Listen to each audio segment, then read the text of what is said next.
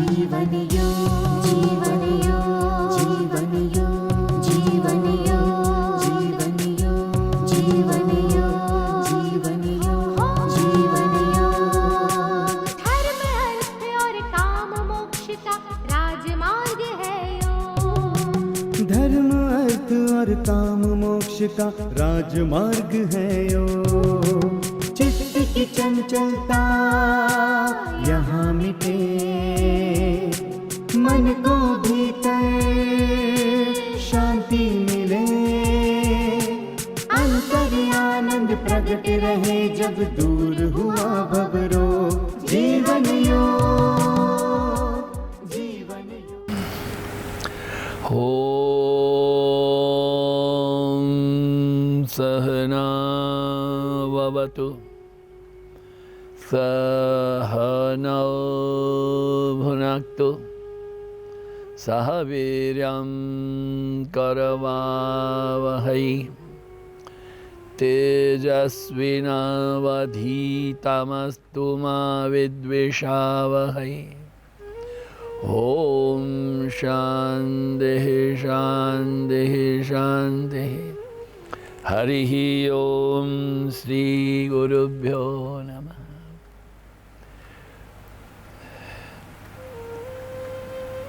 गुरु भगवान श्री स्वामी शिवानंद जी महाराज को प्रणाम। परमात्मा के प्रत्यक्ष स्वरूप गुरुदेव श्री स्वामी चिदानंद जी महाराज को प्रणाम। भगवान भाष्यकार को प्रणाम। महर्षि पतंजलि जी को प्रणाम। वेद व्यास जी को, तमाम संतों को, महंतों को, गुरुजनों को और आप सब के हृदय में विराजित परमात्मा को प्रणाम। नमो नारायण, नमो नारायण। गत संध्या तक जो बात करते रहे, फिर से इसके ऊपर एक विहंगावलोकन करने की आवश्यकता है। क्षीणवृत्ते भी जातस्यैव मणिर्गृहीत ग्रहण ग्राह्येषु तटस्थ रंजनता समापत्ति ही। क्षीणवृत्तेः मणि इव अभिजातस्य ग्रहग्राह्येषु ग्रहण ग्राह्य मस्तदंजनता समापत्ति ही। जैसे कि शुद्ध स्फटिक के निकट कोई पुष्प रखा जाए, पुष्प का जो रंग है स्फटिक में आता है। जैसे जैसे हम मौन धारण करते चले जाएंगे, प्राणायाम का नित्य नैमित्तिक अभ्यास करेंगे, प्राणायाम किल्बिषाम, मन के काषाय, मन की चंचलता, राग द्वेष दूर हो जाएंगे, इंद्रियां स्थिर हो जाएंगी, मन चंचलता और अस्थिरता से मुक्त हो जाएगा। तो जिस पदार्थ के प्रति हम अपना मन एकाग्रित करेंगे, वो पदार्थ स्थूल हो कि इंद्रिय जन्य हो, वस्तु हो या बुद्धिगम्य हो या तत्व चिंतन हो, एकाग्रता में व्यक्तित्व विलीन हो जाएगा। The individual identity will merge in the supreme. इसी ऐक्य को समाधि के नाम से जाना जाता है। यहाँ जो पदार्थों के ध्यान की बात की गई, इसमें 17वें सूत्र में इसका वर्णन किया गया कि विशिष्ट क्षमता संपन्न विषय को यहाँ पतंजलि ने समाधि ऐसा नामकरण किया। बाह्य पदार्थों में से आंतरिक चेतना में प्रवेश किया जा सकता है। From external to internal, internal to eternal. यहाँ एक के बाद एक पतंजलि महाराज जो हैं वह समाधि की विविध दृष्टांतों का बयान करते हैं। एक बात तो स्पष्ट है कि साधक जिस भी पदार्थ का ध्यान करता है, जब तक उसके साथ में एक रूप नहीं होगा, मन को एकाग्रता के पूर्व स्थिर नहीं कर सकते, तब तक समाधि का आस्वाद संपन्न नहीं होगा। यहां केवल शारीरिक क्षमता की ही बात नहीं की गई है, मन के लिए भी यह सत्य इतना ही उचित है। मन में सातत्य, एक ही बात का चिंतन चाहिए, रटन चाहिए, तब क्रमशः धीरे धीरे मन से बाकी तमाम जो विषय हो विराम ले लेंगे। कोई एक व्यक्ति के प्रति हमारा सद्भाव हो और प्रेम दिखाएं, सातत्य उनका ही विचार का रहे, फिर हमारे नेत्र खुले हो या बंद, हम सतत उसी व्यक्ति का दर्शन करते रहेंगे। योग में यह हकीकत है। ध्यान दें, प्रारंभ धारणा से होता है, आगे सूत्र है, आएंगे तब और बात करेंगे, किंतु धारणा के पूर्व होता है त्राटक। एक इतने दूर एक मोमबत्ती रखो, दीपक रखो, पुष्प रखो, ऐसे देखो त्राटक। उन्मिलित नयने, उन्मेष के बिना देखो 12 सेकंड। जब 12 सेकंड अस्खलित मन, विक्षेप रहित मन केवल त्राटक के पदार्थ को देखेगा तो वह एक त्राटक हुआ। अब ऐसे 12 त्राटक हो तो एक धारणा होगी, 12 into 12 144, एक हमारी धारणा होगी। ऐसे 12 धारणा से एक ध्यान होगा, ऐसे 12 ध्यान से एक साधारण समाधि होगी। अब समय कितना हुआ वो आप गिन लीजिए। त्राटक, धारणा, ध्यान, समाधि। अभी मान लीजिए कि लोग कहते हैं कि मैं 1 घंटा ध्यान करता हूं, ये अज्ञान है। हम ध्यान नहीं करते हैं, ध्यान के अभ्यास के लिए केवल त्राटक, यदि त्राटक में आप स्थिर हो गए, स्थित हो गए, त्राटक की प्राप्ति हो गई, अनुभूति हो गई, तब धारणा के लिए अभ्यास करते हैं।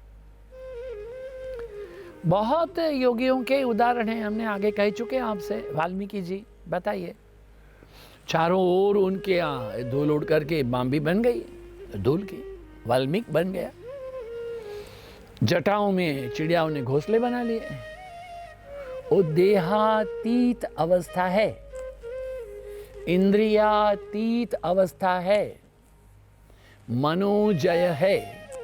जब देहातीत अवस्था होगी, इंद्रियातीत अवस्था होगी, तब मनोजय होगा, तब हम ध्यान के प्रवेश द्वार में प्रवेश करेंगे।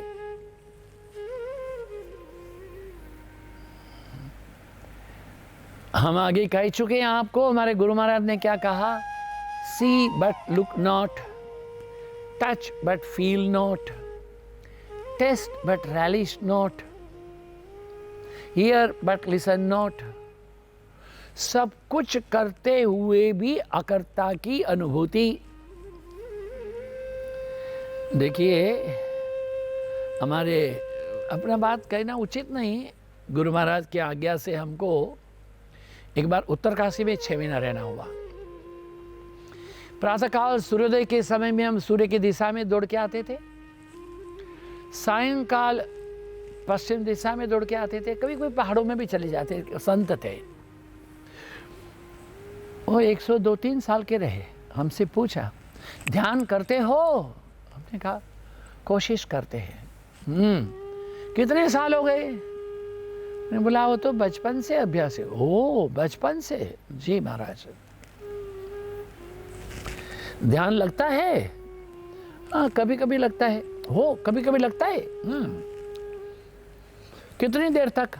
मैंने कहा कभी आधी मिनट, कभी 1 मिनट, कभी 1.5 मिनट, और कभी कभी 2 मिनट भी वो आकस्मिक खड़े हुए हमको आलिंगन कर लिया, हे तेरा 2 मिनट तक ध्यान लगता है। ऐसी अवस्था हमारी हो सकती है। ये बहुत जरूरी है इस बात को समझने के लिए कि सवितर्क समाधि वह समाधि है कि जहां योगी अभी भी भेद करने योग्य नहीं रहता है, जो सच्चे ज्ञान और शब्दों पर आधारित ज्ञान है। एक तो ज्ञान कैसा है, वास्तविक अनुभूति, और एक शब्द। ज्ञान कैसे प्राप्त होता है, ग्रंथों से, गुरुजनों से, शिक्षा से, और एक होता है अनुभवजन्य ज्ञान। जो अनुभवजन्य ज्ञान है यही वास्तविक ज्ञान है। यहां तर्क या इंद्रिय बोध पर आधारित ज्ञान के बीच एक तर्क है। ये कुछ संस्थाएं हैं भारत में, क्या कहती है, ये गीता ढपोसला है, बताओ क्या करो, कुछ भी मत करो, चुप रहो। हमने कल परसों कहा था आपसे, शांति का स्वाद लेने बस मौन ही रहना, चुपचाप देखते रहना। वो कहते हैं बताइए आप गीता को कब, कहां, वो 5000 वर्ष के पहले कृष्ण हुए, उन्होंने गीता कही, किसने रिकॉर्ड किया था उसको? और कहते हैं वाल्मीकि जी ने, ओ हमारा, हाँ वाल्मीकि जी ने नहीं, हमारे जो महाभारत हैं उनमें ये वेद व्यास जी के द्वारा लिखा गया। फिर तर्क क्या करते हैं, तर्क ऐसा करते हैं, देखो एक दीवार पर चित्र बनाया गया, 3 साल लगे, उसको देख करके दूसरा चित्र बनाया, उसको 3 साल लगे, दूसरे को देखकर तीसरा, तीसरे को देखे चौथा, चौथे को देखे 5वां, ऐसे करके जब 10 चित्र बन गए तब 40 साल बीत गए थे। अच्छा, अब 40 साल के बाद में अंतिम चित्र को लाए और पहले को, दोनों में कोई साम्यता ही नहीं है, वो पूर्व है पश्चिम है। इतना होते होते अगर चित्र भिन्न होता है तो गीता जो थी, तर्क है उनका, ये बोलते हैं सच्ची गीता नहीं है ना। क्या पागलपन करते हो, युद्ध के बीच में ये 1.25 घंटा बैठ करके क्या कृष्ण बोलेंगे उनको? रोज सुनेगा भी, रोज सामने वाले खड़े रहेंगे, वो तो हल्ला बोलेंगे। ये तर्क करने वाले लोग होते हैं। जब हम समाधि के मार्ग पर जाते हैं वहां तर्क का कोई स्थान नहीं है। अभी राम जन्मभूमि के लिए निधि एकत्रित की जा रही है। अखबारों ने क्या क्या लिखना चालू किया है, डेक्कन डीसी, डेक्कन क्रॉनिकल, कुछ ऐसा है। उसमें कुछ लोगों ने लिख दिया कि ये रामायण सत्य है। कहा कि तेलंगाना के आदिलाबाद जिले में जो जनजाति, जो प्रजाति, जो गांड है, जो कोल्स हैं, जो भील जाति है, वो 60,000 के पहले पत्थर युग के लोग थे। अब पिछले 12 साल से वह धीरे धीरे वही जो राम जन्मभूमि के समय, अरे रामायण के समय जो थे, वही प्रजाति का डीएनए अभी भी प्राप्त होता है। लोगों का कहना है कि ये भारत भूमि के बाहर से आए हुए ईरान, इराक के लोग आए थे कि अफ्रीका के लोग आए थे, वो आर्य हैं, वो इमिग्रेटेड है, हमारे लोग नहीं हैं। किंतु दिल्ली विश्वविद्यालय के पुरातत्व संशोधकों और इतिहासविदों के द्वारा ये अनेक प्रकार के संशोधन किए गए, नहीं ऐसा नहीं है, ये यही प्रजाति, मूल जाति भारत की है। मगर हिंदुत्व के सामने कोई अपना झंडा भी लहराने के लिए रहता है, हिंदुत्व को मानता ही नहीं। बोले नहीं, ये तो अफ्रीका से यहाँ आए थे। अरे वस्तुतः हमारे भारतीय लोग अफ्रीका गए थे, नहीं हम कहते हो सही। ये जो तर्क है, ऐसे तर्क वाले लोग जो हैं वो धर्म का आचरण नहीं कर सकते हैं। धार्मिक आचरण क्या है? परस्पर प्रेम, परस्पर सद्भाव, परस्पर सम्मान की भावना, किसी को ऊंच नीच नहीं बताना, वही अद्वेष्टा सर्वभूतानां मैत्र करुणैवच। इसलिए इंद्रिय बोध पर आधारित ज्ञान, एक इंद्रिय से ज्ञान हुआ, एक तर्क से हुआ है। सब मिश्रित अवस्था में जहां मन रहता है वो सभी तर्क समाधि है। ध्यान में तो गए किंतु डामाडोलते हैं। निर्वितर्क समाधि क्या है? केंद्र तक पहुंचना है, मार्ग। जैसे हम आगे कह चुके, एक सर्कल है, एक केंद्र है। तो सर्कल पर जो खड़े रहेंगे, परिध पर खड़े रहेंगे, तो ये आपाधापी होगी। केंद्र में चलो, केंद्र में जहां चलो, कहा आपको पहले कि समुद्र के मध्य में जाओ, वहां लहरें नहीं उठेंगी, वहां तरंग नहीं उठेंगे। यहाँ क्या होगा? जब हम केंद्र में हो जाएंगे तो हर चीज स्वतः सिद्ध हो जाएगी, सत्य हो जाएगी। स्वतः सिद्ध सत्य, ये उसके लिए कोई प्रमाण की आवश्यकता नहीं है। मैंने कल ही किसी से कहा, भाई देखिए ये बहुत जरूरी बात है इसको समझने की। राम थे या नहीं थे उसके लिए हमें अखबार वालों का और ऐसे पुरातत्व संशोधकों का कोई प्रमाण पत्र नहीं चाहिए। राम थे, राम है, राम रहेंगे, क्योंकि राम जो है वो त्रिकाल अबाधित है, काल से कोई मतलब नहीं है। वो सनातन है। 10,000 वर्ष से ये राम अगणित लोगों के हृदय में बसे हुए हैं। हाँ, अगणित लोग, न केवल भारत भूमि में, देश परदेश में, विदेशी लोग, यवन प्रदेशों में राम संकीर्तन होता है।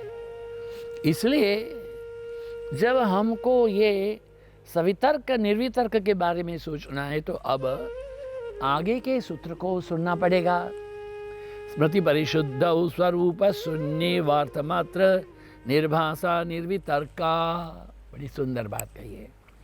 जब स्मृति परिशुद्ध होती है, स्मृति बने मेमोरी, जिसमें कूड़ा गार्बेज नहीं होता। आपसे कहा हमने, नदी तो स्वच्छ ही है किंतु उसमें से 10 बैलगाड़ियां चली गई तो गंध ऊपर करती गई। किंतु जब बैलगाड़ियों के जाने के बाद में आधा घंटा हो गया, सारी गंध नीचे बैठ गई थी, पत्ते बह गए थे, फिर पानी शुद्ध हो गया। हमारे अपने निजी जीवन में भी ऐसी कितनी बैलगाड़ियां चलती रहती है, लाइक्स एंड डिसलाइक्स। हमको ये पसंद है, हमको ये नहीं पसंद है, ये उचित है या अनुचित है, कितने तर्क चलते रहते हैं, आंधियां मचती रहती है। रात को जिस विचार को लेकर के सोओगे, सवेरे उस विचार को लेकर के जागोगे, ऐसा नहीं है। वो स्वप्नावस्था में भी, निद्रा अवस्था में भी, सुसुप्ति अवस्था में भी हजारों विचारों के बवंडर चलते रहते हैं। अनपेक्षित, जिसको कभी किसके बारे में सोचा ही नहीं है।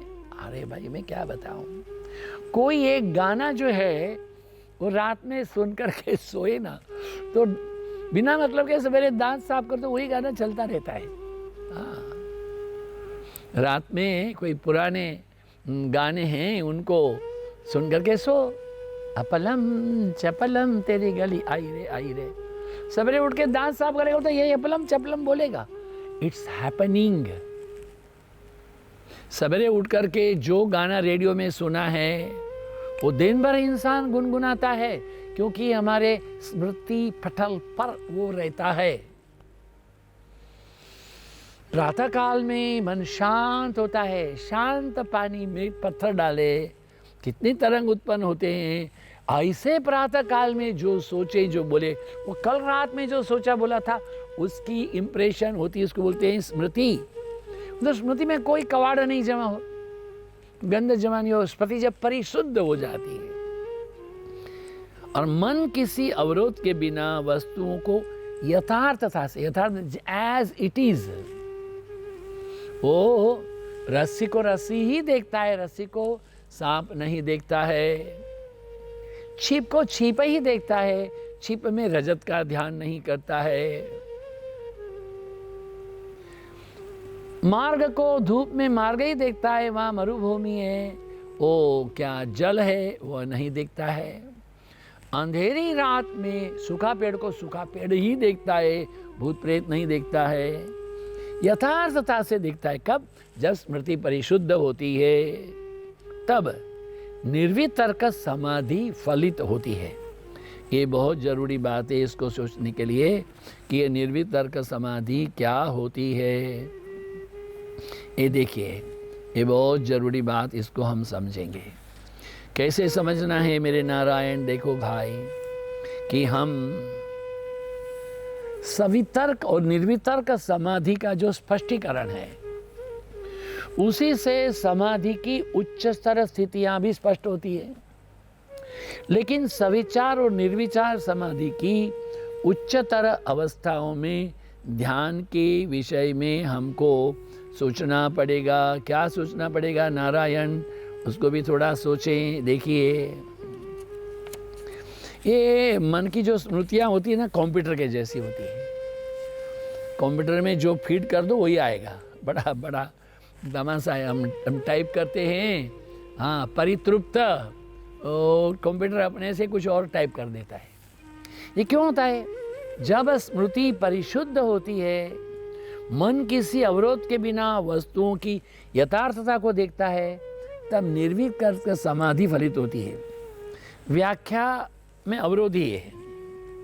व्याख्या करते हो तो सत्य खो जाता है। देखिए, सत्य की कोई व्याख्या नहीं होती है। हमने क्या कहा आपसे?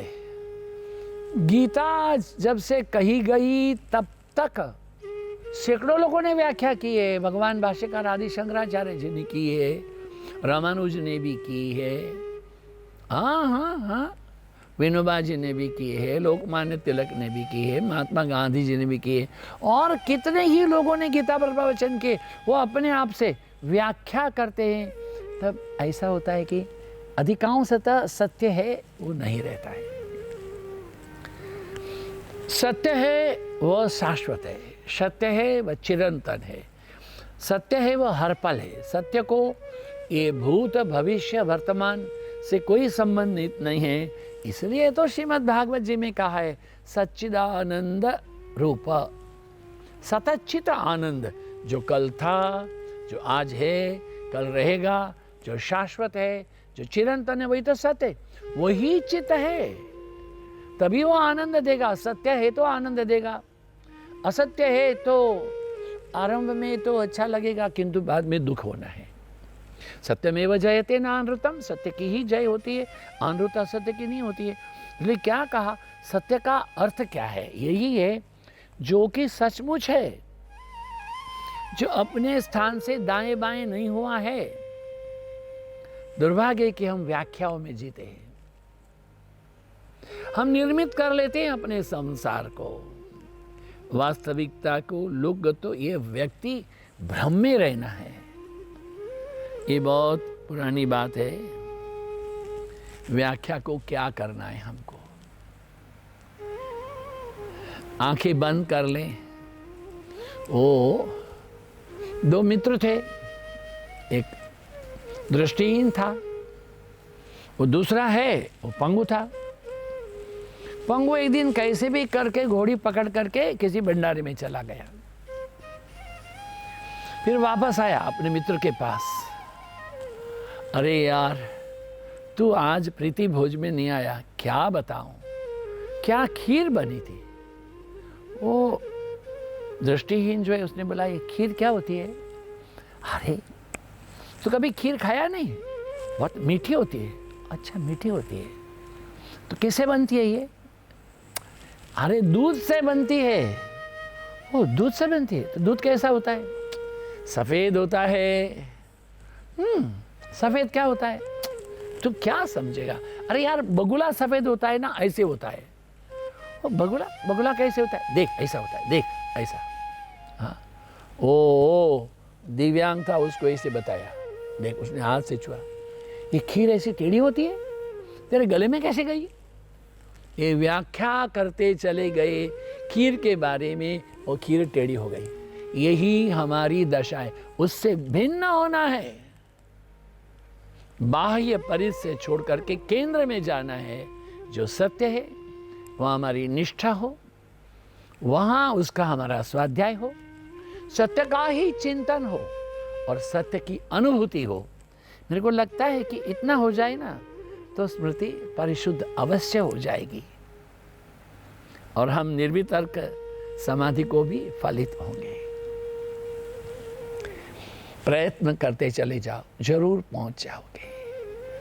ओम पूर्णमदः पूर्णमिदं पूर्णात् पूर्णमुदच्यते